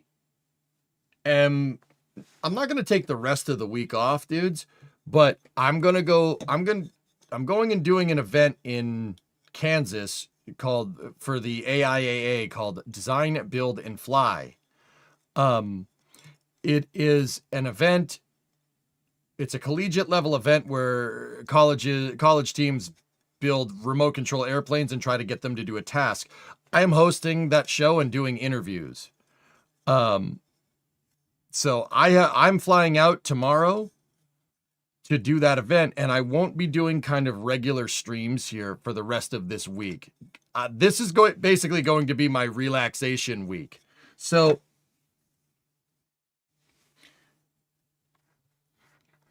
oh, you did DVF, Rocket Guy? Yeah, I'm going to host it.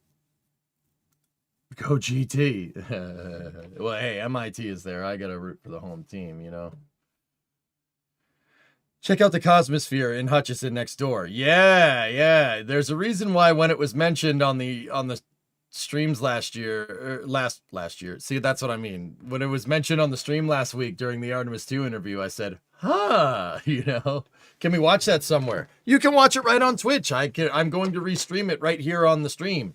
But once again, dudes, I'm not going to be doing a regular stream. It's not going to be a regular stream schedule this week. And I want to say that just for like the newer viewers. If you're newer, first of all, thank you for watching. I hope you enjoyed the Artemis II coverage, and that goes for everybody as well. But yeah, this kind of is not my normal streaming schedule. When I get back next week, we're going to jump back into Kerbal, going to jump back into space news, and yeah, all things space here, man. That's what we're going to do. And I also have to order all the car parts because you guys have been too nice to me, and I have enough parts to fix the entire freaking Coronet at this point. So hope you find a minute or two to read through the messages from the Lyft contributors. And Factorio, I don't see why not. But yeah. Thank you for all the support today, guys. But yeah, I got to start packing and I got to start getting ready because I slept the entirety yesterday. So say hi to Peter Sripple there. Peter's going to be there. Oh, that's cool. Yeah, I'll probably go say hi to that dude. I'll be like, yo, what up? You made a cardboard plane once. That was pretty neat. Looking forward to seeing the car. Yeah. So, guys, on Twitch, let's see. I think Uo's Lab is streaming, like you guys were saying. Slab is another STEM educator here on Twitch. I think he's around.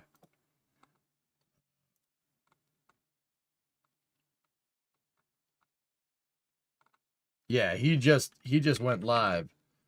So let's go see what Uo's Lab's doing. Let's pay it forward.